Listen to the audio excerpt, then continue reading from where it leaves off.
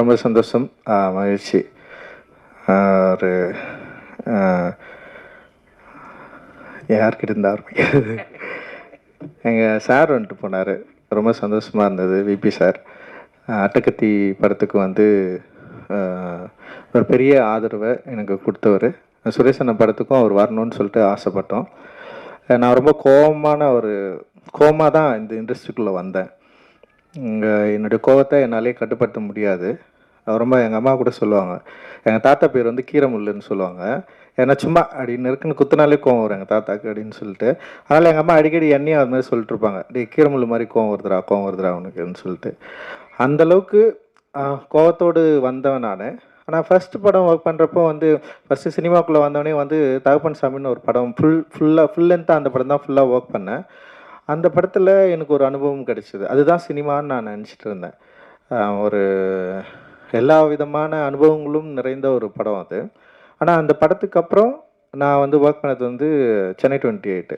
அப்படியே டோட்டலாக எது சினிமான்னு நினச்சிட்டு வந்தோமோ அதை அப்படியே மாற்றி வேலை செய்கிறதும் சரி, கதையும் சரி, புதுசாக ஒரு லைஃப்பை உண்டாக்குன ஒரு படமாக எனக்கு வந்து இருந்தது. அண்ட் வந்து சென்னை 28 வந்து நான் எல்லா வேலைகளும் நான் செஞ்சேன் நான்.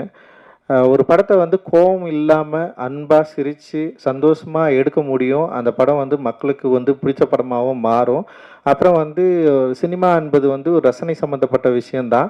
ஏற்கனவே மக்கள் மனதில் புகுத்தப்பட்ட இல்லை மக்கள் விரும்புகிற ஒரு கமர்ஷியல் யுக்தி அப்படின்றத வந்து உடைச்சி வெற்றி பெற்ற படம் தான் வந்து சென்னை 28. அதை எடுத்த விபி சார் தான் என்னுடைய கோவத்தை எல்லாத்தையும் மாற்றி ஜாலியாக ஒரு படம் ஜாலியாகவும் நீ அமைதியாகவும் ஒரு படத்தை உன்னால் எடுக்க முடியும்.